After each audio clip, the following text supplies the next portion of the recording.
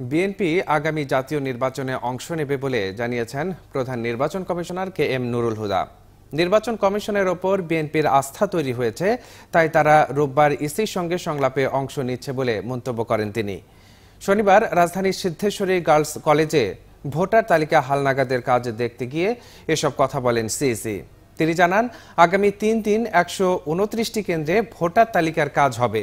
প্রবাসীরা অনলাইনে ভোটার হতে পারবে বলেও জানান সিইসি।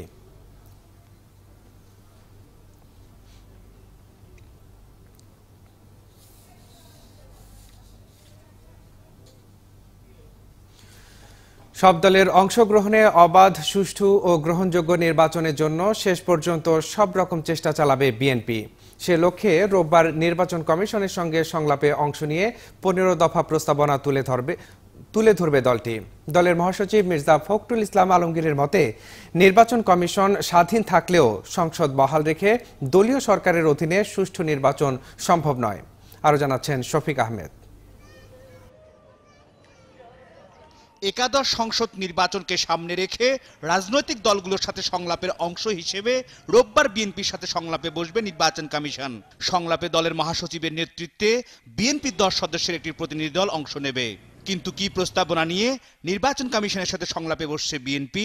লিখিতভাবে আমাদের সমস্ত প্রস্তাবগুলো আমরা তাদের সামনে তুলে ধরব। বিএনপির প্রস্তাবনায় থাকছে সংসদ ভেঙে দিয়ে দলীয় প্রভাবমুক্ত নির্বাচন, নির্বাচনকালীন সহায়ক সরকার গঠন, সীমানা পুনর্নির্ধারণ, বিচারিক ক্ষমতা সহ নির্বাচনের আগে পরে সেনা মোতায়েন, প্রশাসনকে ঢেলে সাজানো, সন্ত্রাসী দমন, অবৈধ অস্ত্র উদ্ধার, স্বচ্ছ ব্যালট পেপার ও ব্যালট বাক্স, অমোচনীয় কালির ব্যবহার, কালো টাকা ও পেশি শক্তির দমন, বিতর্কিত লোকদের প্রিজাইডিং কর্মকর্তা নিয়োগ না দেয়া, পর্যবেক্ষকদের উপস্থিতি নিশ্চিত করা এবং নারী ভোটারদের আলাদা বুথ সহ বেশ কিছু প্রস্তাবনা তুলে ধরবে বিএনপি। আমাদের কথা আমরা অলরেডি বলে দিচ্ছি মানুষের কাছে, আমরা শান্তিপূর্ণভাবে একটা নির্বাচন করতে চাই। নির্বাচনে অংশ নিতে বিএনপি প্রস্তুত এমন তথ্য জানিয়ে ফখরুল বলেন, নির্বাচনে সবার সমান সুযোগ নিশ্চিত করতে বিএনপি সব রকম পদক্ষেপ গ্রহণ করবে। পথ বের করার জন্যই আমরা সর্বাত্মক চেষ্টা করছি। শেষ মুহূর্ত পর্যন্ত আমরা চেষ্টা করে যাব যেন আমরা নির্বাচনে অংশ নিতে পারি, একটা সুষ্ঠু সুন্দর নির্বাচন হয়। বুধবার ক্ষমতাসীন দল আওয়ামী লীগের সাথে সংলাপের মধ্য দিয়ে শেষ হবে রাজনৈতিক দলগুলোর সাথে নির্বাচন কমিশনের ধারাবাহিক সংলাপ। শফিক আহমেদ, 71, ঢাকা। বিএনপি মহাসচিব মির্জা ফখরুল ইসলাম আলমগীর বলেছেন, প্রধান বিচারপতির বিবৃতিতেই প্রমাণ করে সরকার বিচার বিভাগের ওপর হস্তক্ষেপ করেছে। শনিবার সকালে রাজধানীর নয়াপল্টনে বিএনপির কেন্দ্রীয় কার্যালয়ে সাংবাদিকদের সঙ্গে আলাপকালে তিনি এ মন্তব্য করেন। এদিকে সুপ্রিম কোর্টে বিএনপি নেতা মওদুদ আহমদ সাংবাদিকদের বলেছেন, আইনমন্ত্রী প্রধান বিচারপতির যে চিঠি দিয়েছেন তা ভুল প্রমাণ হয়েছে। সরকারকে ভুল বোঝানো কে করছে, কারা করছে, কারা সেদিন তাকে বাধ্য করলো আপনার অফিস ছেড়ে চলে যেতে, যেদিন অফিসে জয়েন করার কথা, কারা বাধ্য করলো এবং কারা একটা ফলস একটা ডকুমেন্ট তৈরি করলো। আরেকটি ভেরি ইম্পর্টেন্ট থিং, যে চিফ জাস্টিস ছুটিতে যাওয়ার পরে ভারপ্রাপ্ত প্রধান বিচারপতির সঙ্গে আইনমন্ত্রী কয়েক ঘন্টা বসেছেন, বিচার বিভাগের কর্মকর্তাদের নিয়োগ, এইসব ব্যাপারে আমরা আলাপ করেছি। That's a direct intervention in judiciary. দুটো জিনিস প্রমাণিত হলো, একটা হলো সেই 2 তারিখের সেই চিঠি, সেটা তিনি লেখেন নাই এবং তিনি সইও করেন নাই।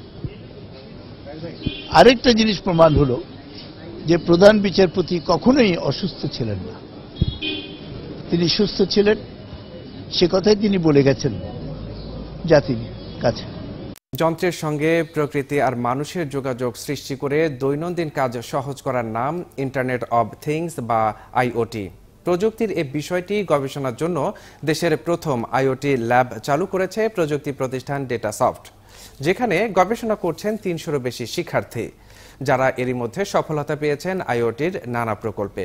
মোহাম্মদ ফরিদের ক্যামেরায় আরো জানাচ্ছেন মাফি ইসলাম। কেমন হবে যদি গাছের ফুল আপনাকে তার নিজের গল্প বলতে শুরু করে? কোথায় এবং কেমন করে এর বেড়ে ওঠা? অথবা আপনার সাথে থাকা মোবাইল ফোনটি আপনাকে এমন সব তথ্য দিতে শুরু করলো যা কিনা আপনার জীবন বাঁচাতে পারে? কিংবা হাসপাতালে পৌঁছানোর আগেই রোগীর রোগ শনাক্ত করছে অ্যাম্বুলেন্স। এর কোনোটাই বৈজ্ঞানিক কল্পকাহিনী নয়, যন্ত্রের সাথে প্রকৃতি আর মানুষের যোগাযোগ সৃষ্টি করে দৈনন্দিন জীবনকে আরও সহজ করে তোলার ধারণাই ইন্টারনেট অব থিংস বা আইওটি। সুখবর হলো বাংলাদেশে একটি আইওটি গবেষণাগার চালু করেছে দেশীয় প্রযুক্তি প্রতিষ্ঠান ডেটাসফট। সরকারি বলেন, বেসরকারি বলেন, ইন্ডাস্ট্রি বলেন, পার্সোনাল লাইফ বলেন, সব জায়গাতে আইওটির থ্রু দিয়ে অনেক কিছু করে উঠতে পারি। আমরা কৃষিকাজের সেচের ব্যবস্থাকে পুরোপুরি অটোমেটেড করে ফেলব, সো দ্যাট আমাকে বারবার গিয়ে খেতে গিয়ে মোটর অন করে পানি ছাড়তে হচ্ছে না।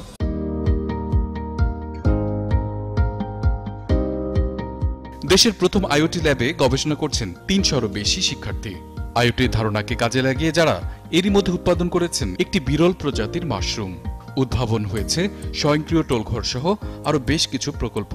সিস্টেম এতটাই ইন্টেলিজেন্ট যে ও নিজেই বুঝবে যে কখন আমাকে পানি দিতে হবে, কখন আমাকে ফ্রেশ এয়ার দিতে হবে, কখন আমাকে কার্বন ডাইঅক্সাইডটা রিমুভ করতে হবে। এটা সিস্টেম বুঝবে এবং সেই অনুযায়ী সে আপনাকে নোটিফিকেশনও পাঠিয়ে দিবে। একটা প্রেশার সেন্সর, একটা প্রেশার নিয়ে গাড়ি সে বিলটা তার ইউজারের অ্যান্ড্রয়েড অথবা আইওএসে জেনারেট করে দিচ্ছে। এই ক্ষেত্রে আমরা কি ভূমিকা পালন করলাম তার উপরে কিন্তু শুধু আইটি ইন্ডাস্ট্রি না, আমাদের অর্থনীতি নির্ভর করবে। আমি খুব দৃঢ়ভাবে বিশ্বাস করি যে 5 থেকে 7 বছরের মাথায় বাংলাদেশের ইকোনমির লাইফলাইন হবে আইটি। তথ্য প্রযুক্তিতে দেশকে আরও এগিয়ে নিতে আইওটি গবেষণার পাশাপাশি augmented reality, virtual reality, big data analytics এবং ন্যানো টেকনোলজি গবেষণা শুরুরও পরামর্শ দিচ্ছেন এই প্রযুক্তিবিদ।